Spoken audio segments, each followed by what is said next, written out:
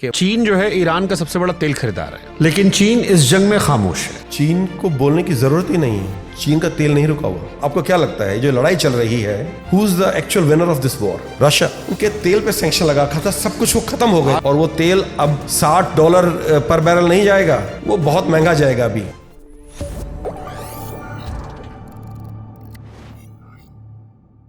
चीन जो है ईरान का सबसे बड़ा तेल खरीदार है, लेकिन चीन इस जंग में खामोश है। अब इस पे दो थ्योरी मुझे समझ में आती है। एक, ईरान कमज़ोर हो जाएगा तो वो उसका सैटेलाइट स्टेट बन जाएगा। दूसरा, अमेरिका उलझा रहेगा तो उसकी इकॉनमी वीक होगी और चीन अपने आप सुपर पावर बन जाएगा। चीन की खामोशी कितनी अहमियत रखती है और क्या कोई ऐसा सिनेरियो है जहां पर रूस या चीन इस वॉर में डायरेक्टली शामिल हो सकते हैं? चीन को बोलने की जरूरत ही नहीं है, चीन का तेल नहीं रुका हुआ। चीन की तेल की सप्लाई नहीं रुकी हुई है। स्ट्रेट ऑफ हॉर्मुज से जो जहाज चीन के लिए जाने हैं वो जा रहे हैं अभी भी। तो चीन को बोलने की जरूरत नहीं है, चीन को जो करना है वो चुपचाप करता है। दूसरा, मैं आपसे पूछता हूं, आपको क्या लगता है जो लड़ाई चल रही है ईरान की इजराइल और अमेरिका के साथ में, जिसमें कुछ नेटो के 2 मुल्क भी हैं जो हेल्प कर रहे हैं, who is the actual winner of this war? China. Russia. Russia is the winner of this war. उनके तेल पे सैंक्शन लगा था, सब कुछ वो खत्म हो गए थे। तो खबर आई है कल कि खबर सारे आई है दुनिया के सारे मुल्कों को कि आप कोई भी तेल खरीदे, कोई सैंक्शन नहीं है और वो तेल अब $60 पर बैरल नहीं जाएगा, वो बहुत महंगा जाएगा अभी। तो ये 1, 2, 3 जितने दिन भी वॉर चलेगी, रशिया मालामाल होता रहेगा। सैंक्शंस ईज ऑफ हो गए हैं, उसको जो यूक्रेन में जो बढ़त चाहिए थी वो मिलेगी। तो इस लड़ाई का एक्चुअल विनर जो है वो रूस है। यानी 2 बिल्लियों की लड़ाई बंदर के मजे हो गए।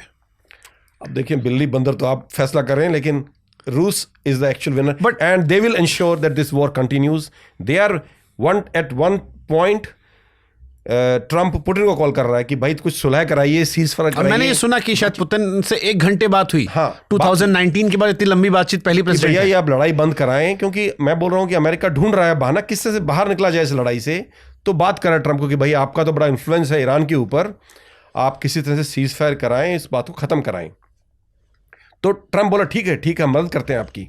Eight the same time, just like what Americans are doing in Ukraine, they are providing complete intelligence, navigation and target acquisition in the entire area to Iranians. Exactly what America is doing.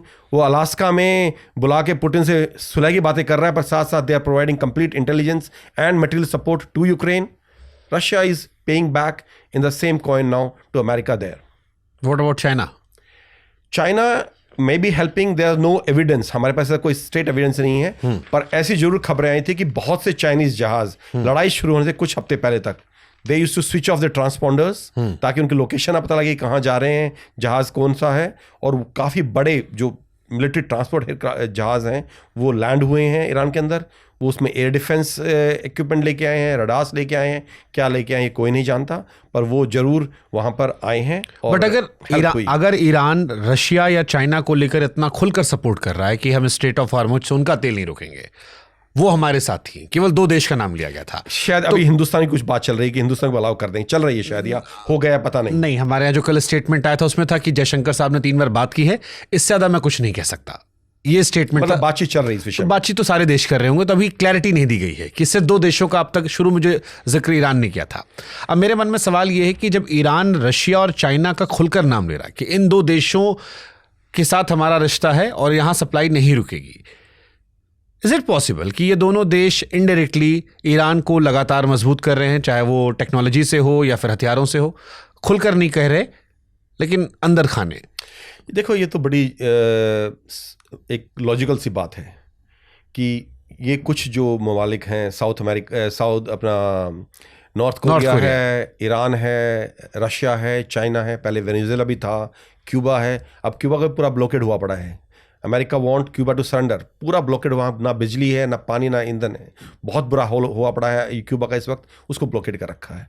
तो America की strategy क्या रही है कि जितने ये छोटे मुल्क थे जो कि रूस और अमेरिका के साथ चीन के साथ खड़े थे, पहले उनको ख़त्म कर दो। वेनेजुएला को ख़त्म कर दिया, क्यूबा ख़त्म होने की कागार पे है, उस पर काम चल रहा है। नेक्स्ट ईरान हो गया। इन मुल्कों को लेने के बाद सिर्फ 3 मुल्क बचते हैं, रूस, चीन और नॉर्थ अमेरिका। जितने छोटे नॉर्थ कोरिया सॉरी, और बाकी सबको उन्होंने खत्म कर दिया. तो they have isolated these countries totally. Number 2, जो मैं सोचता हूँ एक बहुत दूर की सोच हो सकती है और मैं अंदाज़ा लगा रहा हूँ सिर्फ, और उसमें सच्चाई हो सकती है. अभी चीन अपना खुद का तेल नहीं प्रोड्यूस करता हिंदुस्तान की तरह. शायद 10 से 12% जो उसकी खपत है वो उतना इंडिजीनियसली प्रोड्यूस कर पाता है. उसके अलावा पूरा का पूरा उसको इंपोर्ट करना पड़ता है. उसका इंपोर्ट कहाँ से आता है? ज़्यादातर ईरान से है और वेनेजुएला से. China was the biggest importer of petroleum from Iran as well as Venezuela. Venezuela बंद हो गया, अमेरिका कंट्रोल में आ गया है. अमेरिका का मकसद था अगर उनकी मनपसंद रजीम आ जाती है ईरान के अंदर और ईरान को वो हरा देते हैं और ईरान के कब्जे में आ जाता है वेनेजुएला की तरह, तो ईरान भी का भी तेल चीन के लिए बंद हो जाएगा. फिर चीन के पास तेल का कोई सोर्स नहीं बचता है रूस को छोड़ के. और कल अगर अमेरिका और रूस डील कर लेते हैं कि चाइना का तेल काट दो, चाइना को बिना लड़े, चाइना की जितनी मिलिट्री है, जितनी टेक्नोलॉजी है, बिना लड़े अमेरिका, जैसे उसने बिना लड़े सोवियत यूनियन इतनी बड़ी पावर को ख़त्म कर दिया था, चीन को ख़त्म कर देंगे. ये एक स्ट्रेटजी हो सकती है, मेरा अंदाज़ा है. मैं सिर्फ काफ़ी थ्योरीज चल रही थी इस पे. मैंने आपको एविडेंस दिया है, मैंने आपको उसका लॉजिक दिया है कि ये हो सकता है. और सोचिए ईरान और वेनेजुएला को ख़त्म करने के बाद total dependence for oil, Middle East के सारे मुल्क ये they are satellites of America. America ने बोला बंद तो बंद, एक बूंद वहाँ से तेल नहीं जाएगा. जो एक गल्फ ममालिक है जितने भी वहाँ से, तो कहाँ से तेल आएगा? सिर्फ Russia, when China becomes totally dependent on Russian gas and petroleum for their complete energy supply, and suppose let's take a scenario, Russia says stop it, China will have nowhere to go. They can't even fight a war after that.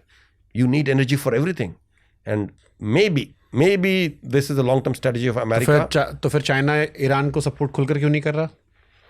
क्योंकि they don't want a war. They don't want a war. Why?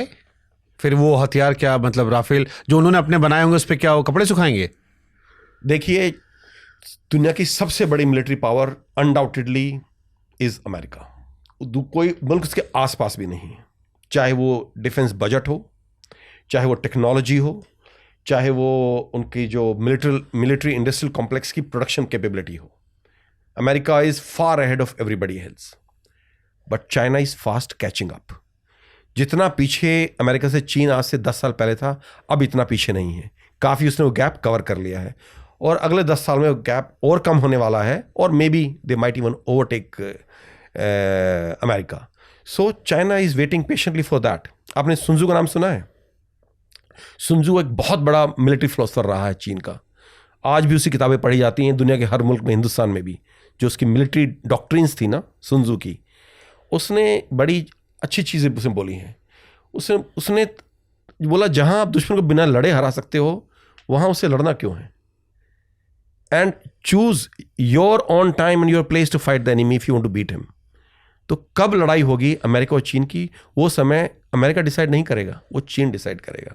और वो time जब होगा जब China 100% confident होगा कि we can beat them. और America उससे पहले ही चाइना को पटकना चाहता है. उसकी पूरी कोशिश है. जैसे मैं ताइवान से रिपोर्ट कर रहा था, जब ये नैन्सी पेलोसी की विजिट हुई थी ताइवान में, उसके बाद काफ़ी टेंशन बढ़ गई थी और पूरा ब्लॉकेड कर दिया था चाइना ने ताइवान का. तो उस वक्त मैं ताइवान में था. हर रोज़ डेली बेसिस पे अमेरिकन और British ships will pass through straight of Taiwan, which is a very narrow body of water, जो बिल्कुल टच करती है चाइना मेनलैंड को. वहाँ से अपने जहाज़ निकालते थे, जंगी जहाज़, ऑलमोस्ट डेली बेसिस पे, टू प्रोवोक चाइना कि एक बार आपने जहाज़ छेड़ दिया लड़ाई शुरू हो जाएगी. उनका तो मकसद था, लेकिन चीन ये स्ट्रेटजी समझ गया था. उन्होंने बिल्कुल उनको जाने दिया जैसे जाते थे, और कोई उसने छेड़खानी नहीं की, क्योंकि जैसे मैंने बोला कि उनकी अपनी स्ट्रेटजी है. हर कंट्री की अपनी स्ट्रेटजी है. और चाइना, मैंने जैसे बोला कि they follow सुनजू, they will decide the time and place of this war.